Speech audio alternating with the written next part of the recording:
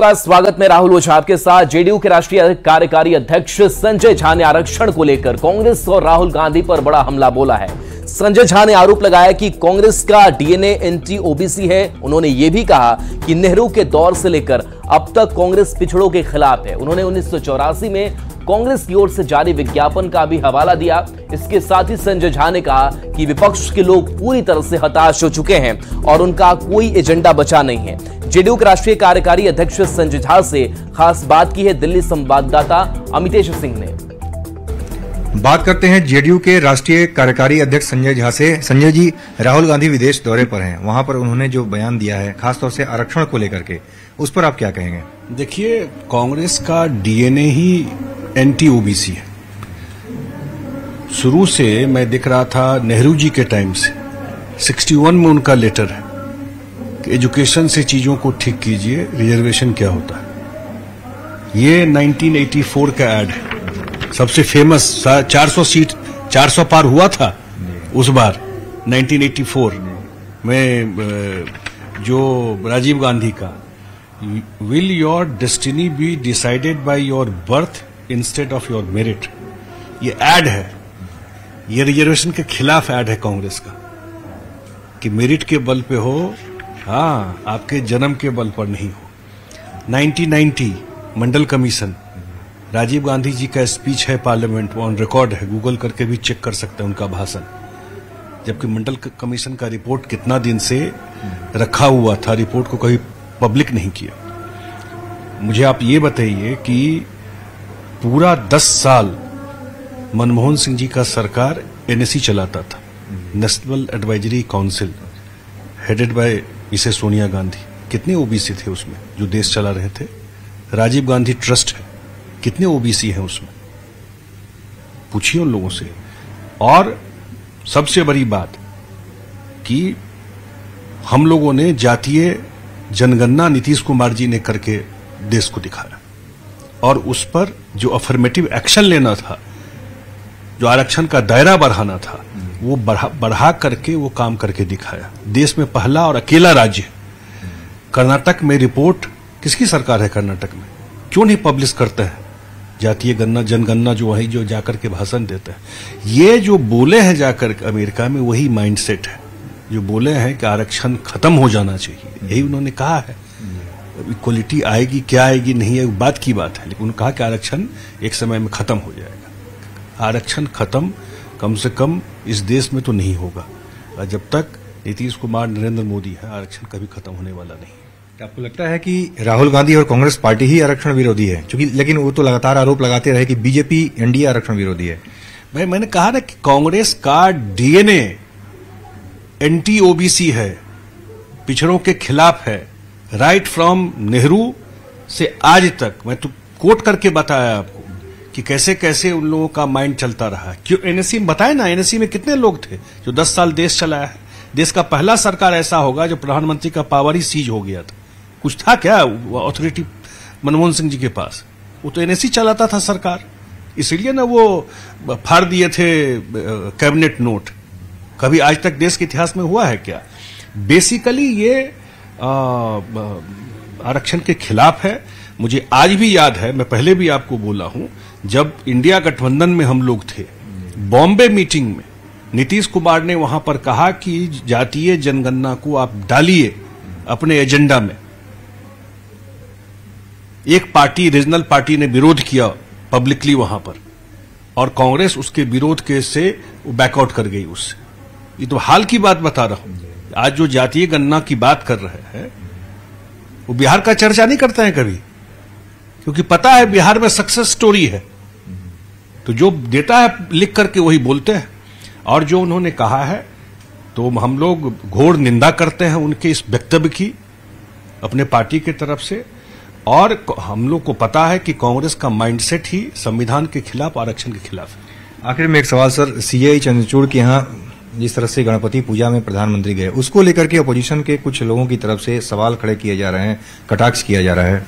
आप बताइए कि पूजा पाठ में या किसी भी धर्म का पूजा पाठ होता है तो लोग एक दूसरे के यहाँ जाते हैं। माने आप एजुकेटिव या लेजिस्लेचर जो कहीं पे हो, तो कोई व्यक्तिगत माने सामाजिक सरोकार में भी आना जाना नहीं होता है क्या? शादी ब्याह पूजा में भी ना?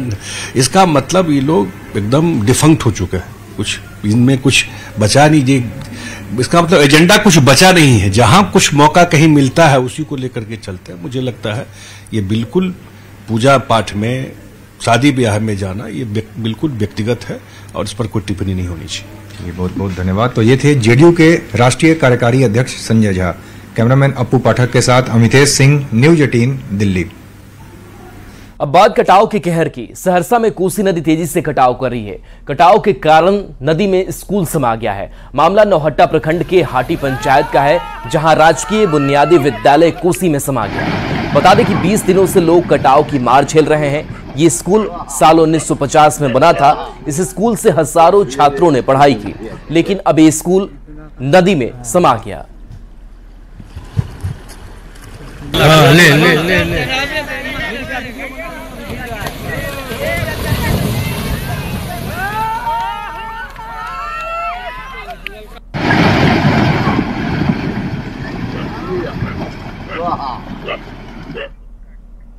भागलपुर में गंगा नदी कई हिस्सों में तबाही मचा रही है। कटाव इतना तेज है कि पलक झपकते ही घर और जमीन विलीन हो रहे हैं। कहलगांव के तौफील गांव में भीषण कटाव हो रहा है। देखते ही देखते घर ने गंगा नदी में जल समाधि ले ली। गनीमत रही कि लोग पहले ही घर छोड़कर जा चुके थे, इससे जान माल का नुकसान नहीं हुआ। तौफील गांव में अब तक कई घर और जमीन गंगा नदी में समा चुके हैं। इसी के साथ नौगछिया के तिनटंगा में भी गंगा का कहर जारी है। यहाँ एक एक सेकंड में 5-5 फीट जमीन कटकर नदी में समा रही है। कटाव के कहर से लोग पलायन को मजबूर हैं और फ्लड फाइटिंग की सुस्त गति से नाराज भी दिख रहे हैं।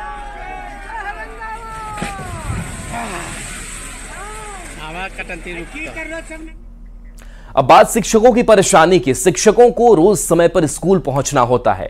बगहा में शिक्षक 22 नदियों, बीहड़ जंगल को पार कर रोज स्कूल पहुंचते हैं। समय से ऑनलाइन हाजिरी बनाने के चक्कर में कई बार शिक्षक हादसों के शिकार भी होते हैं। इन इलाकों में पढ़ाने वाले शिक्षकों की परेशानी पर इस रिपोर्ट को देखिए।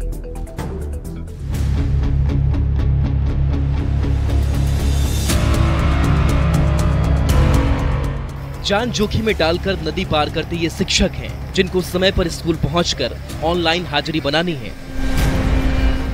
ये शिक्षक एक दो नहीं, 22 नदियों को ऐसे ही पार करते हैं।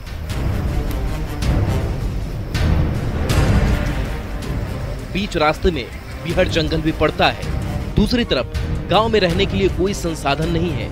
बगहा के दुर्गम इलाकों में तैनात शिक्षक परेशान रहते हैं। पश्चिमी चंपारण के तमाम सुदूर इलाकों में पहुंचने के लिए शिक्षकों को तमाम परेशानियों को झेलनी पड़ती है। इस नदियों को पार कर जिस इलाके में शिक्षक पहुंचते हैं, हम वहां आज पहुंचे हैं। गोबरैया दोन का यह इलाका है और उच्च विद्यालय से लेकर +2 विद्यालय तक तमाम ऐसे स्कूल भी हैं। इन इलाकों में जो शिक्षक है उनको पहुंचने के लिए 22 नदियों को पार करना होता है और वाल्मीकि टाइगर रिजर्व का घना जंगल भी है, जिनके रास्ते से होकर इनको आना पड़ता है। सर, गांव में यहाँ पर आने जाने की सुविधा नहीं है, ट्रांसपोर्ट की सुविधा नहीं है। 22 नदियों को हम लोग पार करके जाते हैं और टाइगर रिजर्व जो घना जंगल तो मैंने है ही, यहाँ पर जंगल पूरा एरिया है और बरसात के दिनों में ज्यादा हम लोग को दिक्कत हुआ। सुविधा नहीं है तो हम लोगों ने रहने की सुविधा क्या है, वही झोपड़ी टाइप का है। किसी तरह से हम लोग रह रहे हैं यहाँ पे, क्योंकि हम लोग की नौकरी है, इसलिए यहाँ पे हम लोग को काम करना है। इसलिए किसी तरह से भी सरकारी आदेश से तो रहा जा रहा है। गांव में बिजली नहीं है, जिससे ऑनलाइन हाजिरी बनाने में परेशानी हो रही है। जिला प्रशासन की ओर से लगातार हो रहे नाव हादसों के बाद गांव में ही रहकर ड्यूटी करने का निर्देश जारी किया गया है। बिजली की व्यवस्था के होने के कारण मोबाइल चार्ज नहीं रह पाता है और कह रही है सरकार ऑनलाइन अटेंडेंस बनाने के लिए, ना नेटवर्क है यहाँ पे, कुछ नहीं है यहाँ पे। फिर भी हम लोग आके रह रहे हैं, बच्चों को पढ़ाने के लिए, शिक्षा देने के लिए यहाँ आए हैं, तो रहना तो पड़ेगा ही, नौकरी लगी है। तो जो शिक्षक है उनको तमाम तरह की परेशानियां झेलनी पड़ रही है। तो एक तरफ सरकार का आदेश है कि ऑनलाइन हाजिरी बनाना है और सुदूर गांव के जो इलाके हैं जहां बिजली की सुविधाएं उपलब्ध नहीं है, वहां शिक्षकों को मोबाइल चार्जिंग से लेकर तमाम ऐसी समस्याएं हैं और गांवों में रहने के लिए संसाधन उपलब्ध नहीं है और शहर से यहाँ पहुंचने के लिए कई नदियों और विषम परिस्थितियों को पार करने की मजबूरी भी है। मुन्ना राज, न्यूज 18, गोबरैया 2, पश्चिम चंपारण। कई सरकारी अस्पतालों में स्वास्थ्य सुविधा अब भी नहीं सुधर पाई है। मामला भागलपुर के रंगरा प्रखंड के सामुदायिक स्वास्थ्य केंद्र का है, जहां सिस्टम की लापरवाही ने एक मां की गोद सूनी कर दी। मधेपुरा के मोहम्मद सऊद की पत्नी ने अस्पताल में बच्चे को जन्म दिया था। जन्म के बाद नर्सों ने बच्चे के स्वस्थ होने और ऑक्सीजन सपोर्ट पर तत्काल रखे जाने की बात कही। इस बीच अस्पताल में बिजली कट गई।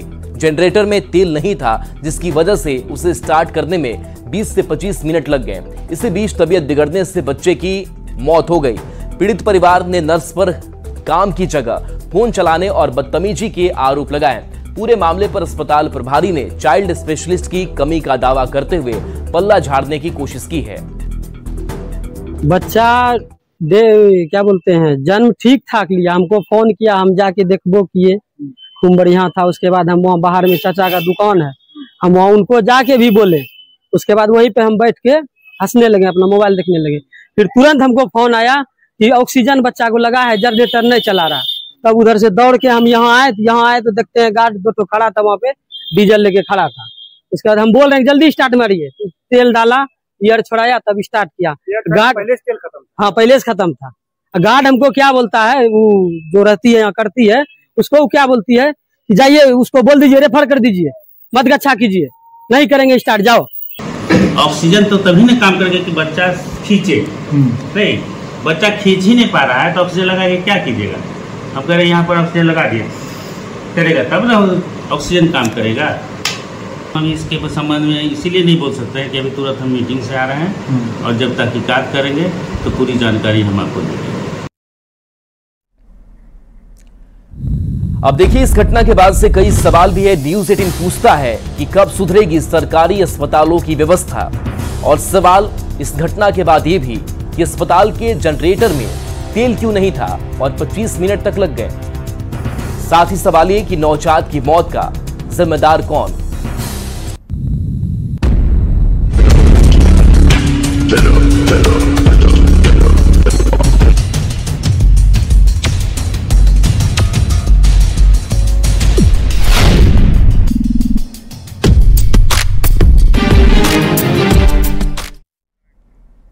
थोड़े से लाइक्स, थोड़ा रोमांच और उल जुलूल हरकत कर फेमस होने की चाहत, इसके लिए आज का युवा वर्ग क्रेजी है।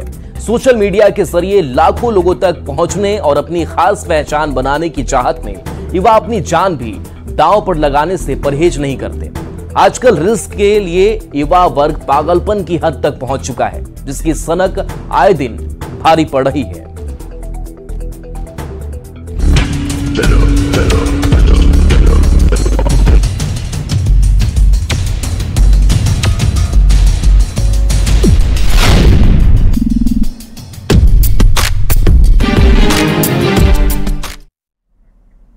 लाइक्स के लिए रील्स की सनक किस तरह भारी पड़ती है, यह आपको पटना सिटी के घटना के जरिए बताते हैं। पटना सिटी में पेड़ पर चढ़कर सेल्फी लेना एक युवक को महंगा पड़ गया। युवक मालसलामी थाना क्षेत्र के पीर दमडिया घाट पर पहुंचा था, जहां पेड़ पर चढ़कर सेल्फी लेने की कोशिश कर रहा था। सेल्फी लेने के चक्कर में वह पेड़ से फिसलकर गंगा में गिर गया। गंगा में गिरते ही युवक नदी की तेज धार में बह गया। मौके पर मौजूद लोगों ने तत्काल पुलिस और एसडीआरएफ को जानकारी दी, जिसके बाद युवक की तलाश में गंगा में घंटों सर्च ऑपरेशन चलाया गया, लेकिन युवक का शव बरामद नहीं हो सका। अमित कुमार उर्फ टिल्लू है, बैजू प्रसाद यादव का लड़का है, भट्टी पर का, मालसलामी थाना है। पता चला है कि वह पुलिया के पास एक गंगा में पिरदमड़िया घाट के पास एक लकड़ी है, सूखा हुआ पेड़ है, उसी पर चढ़ के कोई वीडियो फोटो बना रहा था। उसके बाद उसी से पैर फिसल गया, जैसे वो गिर गया डूबने की बात। सूचना मिला था हमको कि एक व्यक्ति डूब गया है मालसलामी के पास, तो वहाँ से हमको खबर मिला, हम 10 मिनट में निकल गए।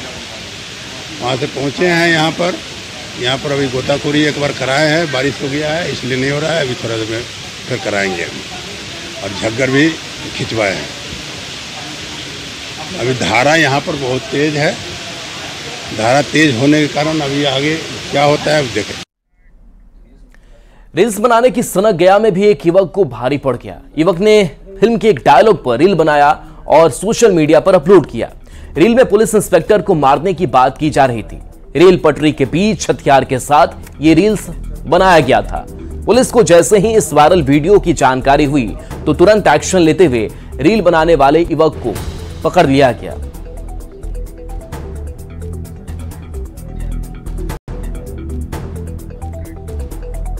अब आपको बताते हैं कि रील्स की लत से क्या नुकसान है। तो सबसे पहले आप अपना कीमती समय बर्बाद करते हैं, सार्थक काम की जगह फालतू के काम में समय गंवाते हैं।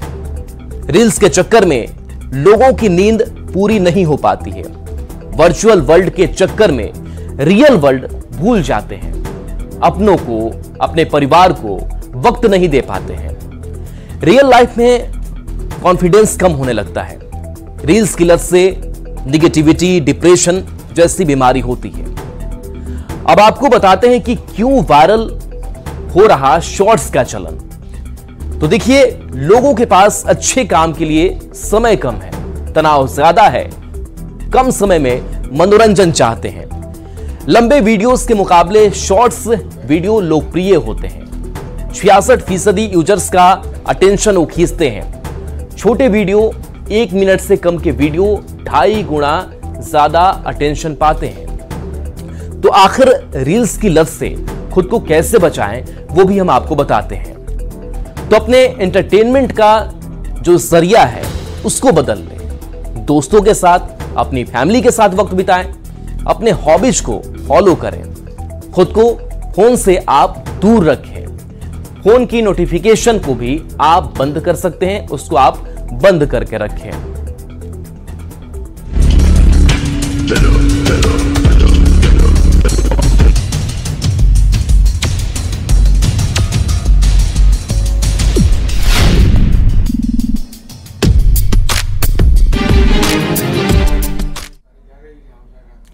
बढ़ेंगे आगे। खबर सिमडेगा से है, जहां आदिवासी बहुल क्षेत्रों में मानव तस्करी का मामला तेजी से बढ़ गया है। दरअसल भोली भाली आदिवासी बेटियों को मानव तस्कर बड़े बड़े शहरों में ले जाते हैं और उनके साथ जानवरों की तरह सलूक करते हैं। बता दें कि मानव तस्करी को रोकने के लिए जिले में HTU थाने की स्थापना भी की गई है, जो मानव तस्करी को रोकने का काम कर रही है और कई बेटियों को तस्करों से आजाद भी कराया गया। लेकिन इस पर अभी भी कार्रवाई करने की जरूरत है।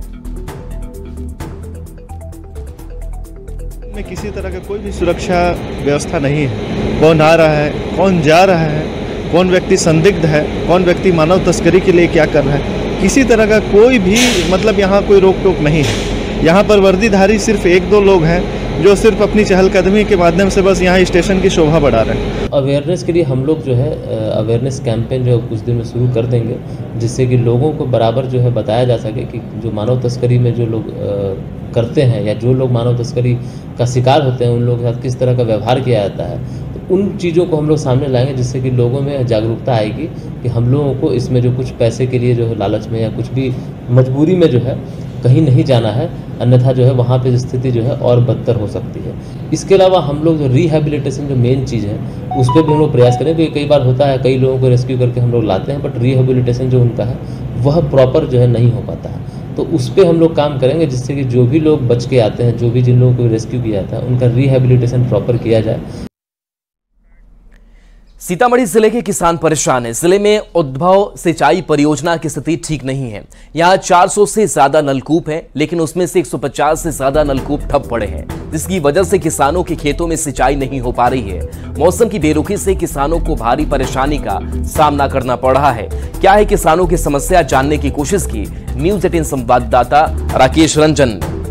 जिले के किसान लगातार परेशान हैं, क्योंकि हर वर्ष बाढ़ से उनको तबाही मचती है, लेकिन इस बार सुखाड़ का उनको सामना करना पड़ रहा है। हालात ये है कि खेतों में दरार पड़ रही है और जो सिंचाई के साधन है वो पूरी तरीके से बेकार साबित हो रहे हैं। वर्षों से जो नलकूप परियोजनाएं हैं वो बंद पड़े हुए हैं और किसानों को किसी तरीके से निजी स्रोतों के जरिए अपने खेतों का पटवन करना पड़ रहा है। और आप तस्वीर देख सकते हैं, सीतामढ़ी जिले में तकरीबन 150 से ज्यादा ऐसे नलकूप हैं जो पिछले लंबे अरसे से बंद पड़े हैं। कहीं यांत्रिक गड़बड़ी की वजह से नलकूप ठप पड़ा हुआ है, तो कहीं बिजली की समस्या की वजह से नलकूप से किसानों को कोई लाभ मिल नहीं पा रहा है। और बोरी पर धान पान के ना होगा, कोई बाली कैसे होगा। अच्छा, कौन गाँव है? मधेसरा है। मधेसरा गाँव। कितना दिन से नलकूप बंद है? बहुत दिन से बंद है, 15 साल से। जी 15 साल से। कहना है जब पानी का बहुत दिकदारी है, कल सूख गया है, चालू होना चाहिए। एक भी कल चालू है। और माने बाली खेत में जो है जर रहा है। अच्छा, यह बात है। और ये इस नलकूप चालू होना चाहिए। हम लोग का भारी से भारी समस्या पड़ रहा है। अच्छा, हम लोग नगद पैसा से पट भी करते हैं, पैसा मोट लगता है, गरीब आदमी हम लोग कहाँ से लावे इतना? कोई व्यवस्था नहीं है, कोई व्यवस्था सरकार का दिया हुआ हलावे के हला दल के हाँ, कोई सुविधा सुख सुविधा नहीं है। तो आप तस्वीर देख सकते हैं सीतामढ़ी जिले के किसानों की स्थिति क्या है। जो नलकूप सरकार के द्वारा उपलब्ध कराया गया है वह बंद पड़ा हुआ है, उससे पानी के स्रोत नहीं निकल पा रहे हैं और किसानों को भारी दिक्कतों का सामना करना पड़ता है, क्योंकि सिंचाई व्यवस्था का लाभ उनको नहीं मिल पा रहा है। निजी स्रोतों के जरिए उन्हें सिंचाई करनी पड़ती है। राकेश रंजन, न्यूज़ 18 सीतामढ़ी। और चलिए एक छोटे से ब्रेक का वक्त है, जल्द वापस आते हैं।